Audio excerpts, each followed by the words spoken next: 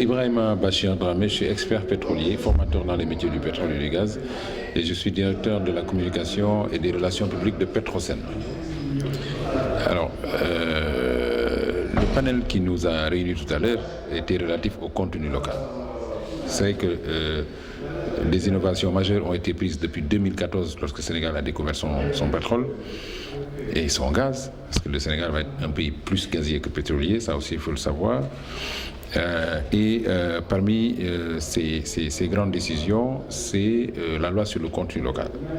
En réalité, qui doit intéresser tout le monde, d'autant plus qu'elle est relative à la participation des Sénégalais dans l'exploitation du pétrole et du gaz. Alors, c'est une loi qui a été déjà votée à l'Assemblée nationale et qui est déjà sur la table du président de la République et qui attend les décrets d'application. D'ailleurs, une concertation est en cours pour recueillir les différentes contributions qui vont enrichir donc ces décrets d'application. Ce qu'il faut retenir de manière essentielle, c'est que cette loi tourne autour de principes directeurs bien définis, autour des objectifs, mais surtout autour de procédures de mise en œuvre. Et c'est le plus essentiel. Il faut comprendre qu'il va y avoir un comité national pour le contenu local qui sera chargé de la mise en œuvre du suivi de ce contenu local-là pour que le Sénégal puisse en tirer le plus grand bénéfice. Donc je pense que c'est ce qui a eu trait à notre communication. Préalablement, vous avez vu vous-même, nous avons essayé de définir aussi, de faire un peu d'histoire, de voyager à travers le temps, de parler du premier forage pétrolier de 1859 avec le colonel William Drott qui n'était pas un réellement, de 1917 où on a découvert au Sénégal les premières traces de brut, de 1954 où la première compagnie française de pétrole s'est installée qui est devenue Total après, de 1961 où on a commencé à construire la SAR pour l'inaugurer en 1964-65 et de 1968 où on a découvert du pétrole en Casamance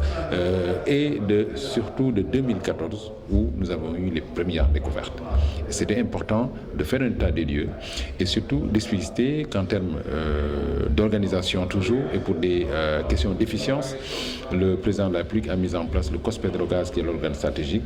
a fait adhérer le Sénégal à l'initiative, ce qui est extrêmement important parce qu'il garantit la bonne gouvernance et la transparence dans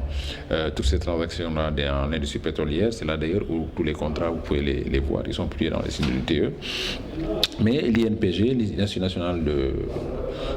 pour la formation des jeunes au métier du pétrole et du gaz, et bien d'autres rencontres majeures, Diamniadio 1 pour justement la répartition des revenus issus du brut, mais Diamniadio 2 pour la loi sur le contenu local. Je pense que nous avons fini ainsi de faire le tour de l'histoire du pétrole au Sénégal, et l'histoire suit en cours parce qu'en 2023 on aura les premiers barils décalés de 2022 à cause de la décision d'investissement final qu'il faut attendre, mais surtout à l'option d'achat du FPSO, ce fameux bateau qui va exploiter à la place de la location, puisque in fine cela appartiendra au consortium qui exploite ce pétrole et le Sénégal est partie prenante.